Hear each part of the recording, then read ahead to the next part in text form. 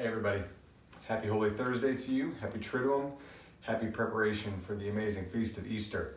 My name is Millea, and I just wanted to share a few thoughts, a few reflections about the days of the Triduum, these holy days, as we build toward Easter and the resurrection, starting with today, Holy Thursday.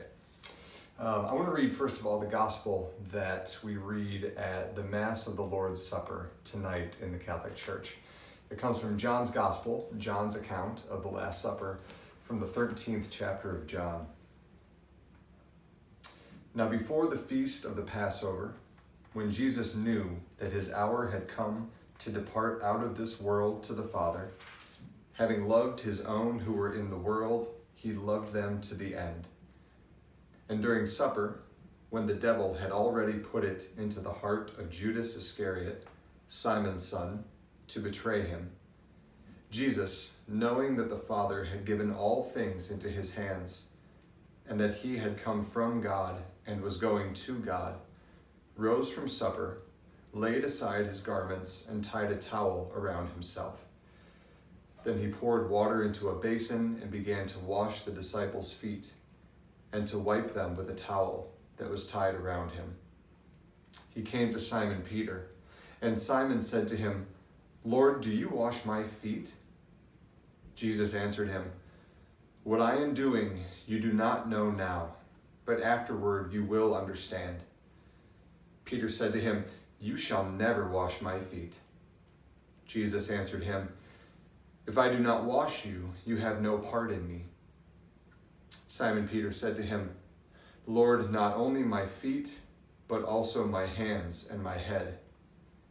Jesus said to him, "He who has bathed does not need to wash, except for his feet, but he is clean all over. And you are clean, but not all of you." For he knew who was to betray him. That was why he said, "You are not all clean." When he had washed their feet and taken his garments and resumed his place, he said to them, "Do you know what I have done to you? You call me teacher and Lord, and you are right, for so I am. If I then, your Lord and teacher, have washed your feet, you also ought to wash one another's feet. For I have given you an example, that you also should do as I have done to you." I love that gospel passage that we read for Holy Thursday. Oftentimes we think of Holy Thursday, as we should, as the institution of the Eucharist. And the first reading about the Passover from Exodus and the second reading from 1 Corinthians both talk about the Eucharist, both the preparation for it in Exodus and the reality of it in Paul's letter to the Corinthians. But in John's Gospel, we don't get the institution of the Eucharist. We get this account of Jesus washing the feet of his apostles. And Peter's a main player here. Now, I love Peter. I love St. Peter, mostly because I understand Peter. When people speculate on the personality and the temperament of Peter, they speculate that Peter and I have very similar temperaments. Peter is a quick thinker. He's quick to act. He's highly emotional. He's driven by his emotions. And Peter, frankly, tends to speak before he thinks. And that shows up in this gospel passage of the washing of the feet as well, right? Because Peter doesn't understand what Jesus is doing for him. He doesn't understand this vocation of service and ultimately the priesthood that Jesus is giving to his church in the Last Supper. He doesn't understand this great act of service that Jesus is doing for them. And it's understandable, I think, because it's really a shocking, almost scandalous thing that Jesus is doing. The best way I think that we can think about it is kind of like this. Imagine one day that Pope Francis woke up in the Vatican. He got up and he got on his plane, which, by the way, total aside, the Pope's plane is called Shepherd One. Like the president has Air Force One, right? The Pope has Shepherd One, which I think is the greatest thing ever, personally. So the Pope gets on Shepherd One and he takes off from the Vatican and he flies across an ocean to your airport and he gets off the plane. He gets in, the papal Uber or whatever the Pope does to get around in other countries. He gets in the car and he drives straight to your house. and the Pope walks up to your front door and knocks on the door on just a normal, whatever, like a Saturday afternoon. You open the door to your house, and there's the Pope standing there smiling, and you weren't expecting him at all.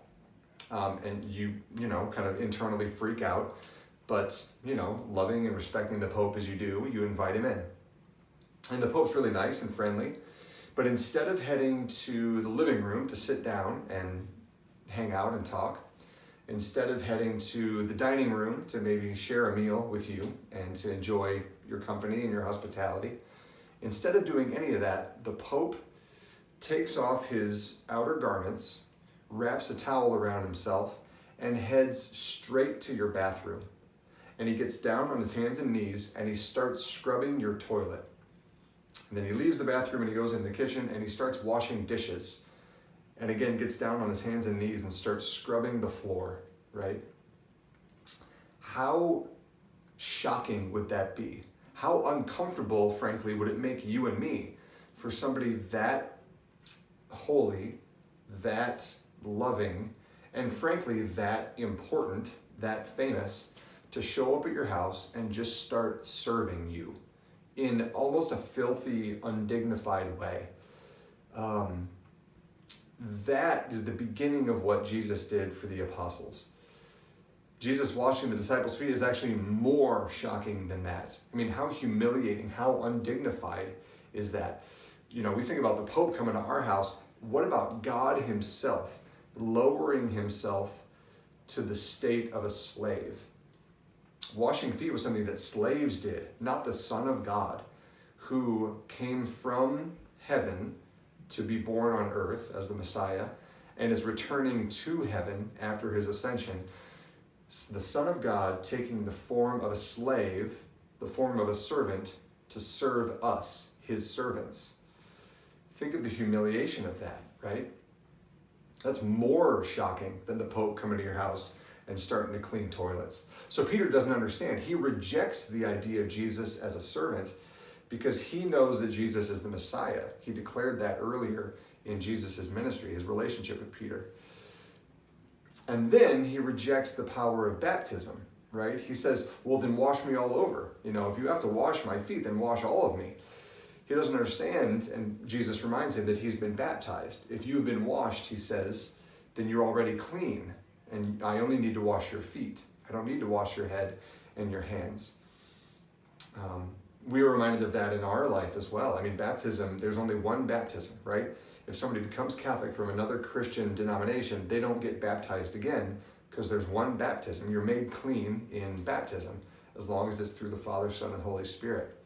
I was just talking to a friend yesterday, actually, who was telling me that he's got a relative who claims that she has been baptized 3 times in her life, almost as kind of like a reaffirmation of her faith, like a sense of conversion. And the reality is that she has not been baptized 3 times. You can't be baptized 3 times. That might be a nice, ritual, the idea of reconverting, coming back and repentance. That's all good, but there's one baptism. Jesus reminded Peter of that at the Last Supper. So Jesus reminds Peter of the reality of what he's doing. Because the reality is this: Jesus is and was the ultimate priest. The priest, capital P. And he's giving to the apostles in the Last Supper the ministry of the priesthood, the ministry of service, of taking themselves to the form of a servant to serve the people of God, just like Jesus, who is God, did for us. Jesus says, I've given you a model to follow, so that as I have done for you, you should also do. He tells that to all of us, but especially to our priests. This day, Holy Thursday, is the anniversary of the birth of the priesthood. It's the birthday of priests around the world in our church. Because the deep truth at the heart of Holy Thursday is this: that Jesus gives himself completely to us, to all of us. He gives all of himself to all of us. He gives himself entirely. The Son of God, who owes us nothing, gives us everything. The Son of God, who owes us nothing, gives us everything. He gives us his life in the actions that he does for us. And the washing of the feet is just one of many examples of that. That he who is Master and Divine King gives up his kingly robes for a towel and a basin of water. He gives up, ultimately, his throne in heaven for a cross. He gives up everything out of love for us. He acts out of love for us. So he gives himself up completely through his actions. And then he gives himself up completely in the Last Supper in his flesh and blood. He gives himself to us as spiritual food and drink because he knows that we human beings have souls and hearts that are broken and are not in a right relationship with God. We have souls that are broken, so we cannot live on bread alone, but on every word that comes from the mouth of God. So we need spiritual food and drink, and Jesus becomes that food and drink for us in the Eucharist, which he also began and instituted on Holy Thursday at that Last Supper. The meaning of Holy Thursday is that God became a servant to his servants. He became a servant to us, his servants, to allow the depth of his love to call us into his ministry of service. So wherever you are, wherever I am, in the course of our lives, we are called to serve, to invite people to the table of the Lord at the Mass, in the Eucharist, and to serve. Not to be, seek out positions of authority in pride, but to take the form of a servant, just like Jesus gave us the model. Even if we do find ourselves in authority, even that authority is undertaken with a ministry of service, that we serve others. We even talk about that in political aspects, right? We call politicians, rightly so, public servants. Now, certainly authority can and is misused all over the world in a bunch of different ways, but the reality is that all of us, those in authority and those in the most humble of position, are called to serve. That's the meaning of God's relationship with us, that God served us out of love and to call us into service of others. So on this Holy Thursday, take some time to reflect and to pray about the power of Jesus giving himself completely to you. Jesus, who owed you nothing, gives you everything in his actions for you out of love, and ultimately in the Eucharist itself, in his body and blood. I'll be praying for you this Holy Thursday, and enjoy some time in prayer yourself.